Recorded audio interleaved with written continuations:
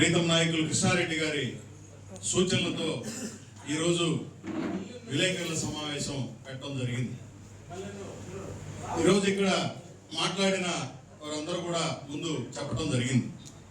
నేను సూటిగా ఒక 2-3 క్వశ్చన్లు మాత్రమే వైసీపీ వారిని అడుగుతా ఉన్నాం. మీ టైంలో కల్తీ నెయ్యితోటి లడ్డు తయారు చేయడం జరిగింది. ఆ తర్వాత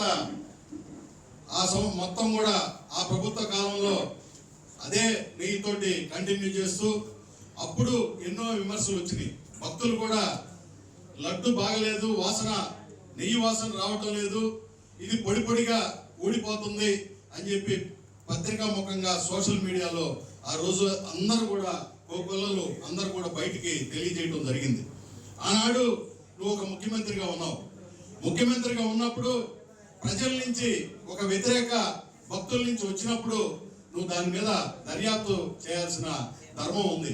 కానీ నీకు దేవుడి మీద నమ్మకం లేదు. వెంకటేశ్వర స్వామి అంటే కలియుగ దైవం అని చెప్పి అందరూ భయపడతారు, కానీ నీకు ఆ భయం లేదు.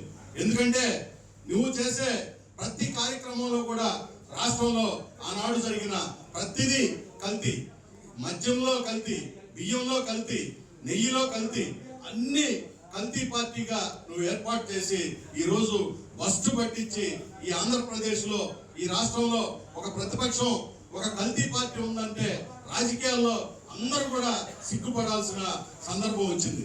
ఎందుకంటే ఈరోజు ఒక పార్టీ అధికారంలో ఉంటే ఒక పార్టీ ప్రతిపక్షంలో ఉంటుంది. గతంలో ఎంతో ఆరోగ్యకరంగా ఉండే పార్టీలు, గతంలో విమర్శలు చేసుకున్న రాజకీయ నాయకులు కానీ, గతంలో మేము కూడా విద్యార్థి దశ నుంచి రాజకీయాల్లో ఉంటూ రాష్ట్రంలో కూడా దేశంలో కూడా చూస్తూ ఉండేవాళ్ళం. కానీ ఈ రాష్ట్రంలో జరిగే సంఘటనలు చూస్తే అసలు ఘోరంగా, అసలు ఈ పార్టీ అంటేనే చీకొట్టే విధంగా, గతంలో ఎప్పుడూ లేని విధంగా అట్ట అధికార పార్టీలో అదే విధంగా ఉన్నారు, ప్రతిపక్షంలో మీ పాత్ర అదే విధంగా ఉంది.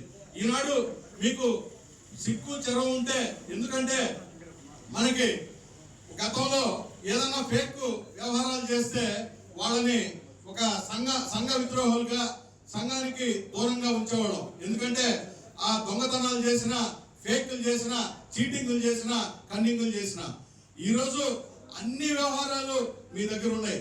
మీకు ఒక ప్రతిపక్ష పార్టీగా చెప్పుకునే అర్హత మీకు లేదు. ఈరోజు అలాంటి వారు ఈరోజు కల్తీ లడ్డు ఇన్ని భారతదేశంలో ఉండే పార్టీలు, ధార్మిక సంస్థలు మొత్తం కూడా, విలేకరులు, జర్నలిస్టులు, పెద్ద పెద్ద జర్నలిస్టులు అందరూ కూడా విడమంచి చెప్తున్నా మీరు దాన్ని అసలు కౌంటర్ ఇచ్చుకుంటున్నారంటే సిగ్గు చేయటని చెప్పి నేను తెలియజేసుకుంటూ, అదేవిధంగా మొన్న వీళ్ళు ఇక్కడ కావల్లో ప్రెస్ మీట్ లో మాట్లాడటం జరిగింది. ఎందుకంటే రోజాను అతను జోగి రమేష్ వాళ్ళిద్దరూ మాట్లాడుకుంటున్న సందర్భంలో లీక్ అయిన వీడియో బయటకు వచ్చింది. మా ఎమ్మెల్యే గారు ఆ రోజు మాట్లాడిన సందర్భంలో జోగి రాసుకుంటే బూడిద రాలుతున్నారు. దాంట్లో తప్పే ఉంది. దాన్ని చిలవలు పొలవలు చేసి ఎమ్మెల్యే గారి మీద ఎట్టంటే అట్ట మాట్లాడటం మీకు నిజంగా చిత్తశుద్ధి ఉందా? జోగి రాసుకుంటే బూడిద రాలుతుంటే వాళ్ళిద్దరు పదవుల్లో లేరు.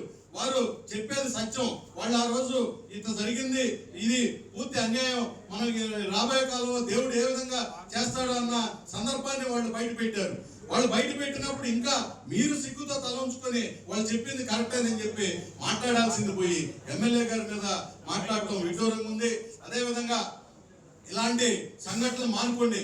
మీకు కూడా రాబోయే కాలంలో, ఎందుకంటే ప్రతిపక్ష పార్టీగా నాయకులుగా చాలా మంది కావాలి కాబట్టి ఇలాంటి ఫేక్ పార్టీలో ఉండకుండా ఒక ప్రతిపక్ష పార్టీ, ఒక మంచి పార్టీలో చేరి నాయకులుగా చాలా మంది అవ్వండి. కానీ ఇలాంటి ఫేక్ ఆలోచనలతోటి, కల్తీ వ్యవహారాలతో, కల్తీ ఇదితో ఉండే పార్టీల్లో మీరున్నా మీకు మనుగడ ఉన్నదని చెప్పి నేను తెలియజేసుకుంటూ ఈ ఖండన ఇస్తున్నాం.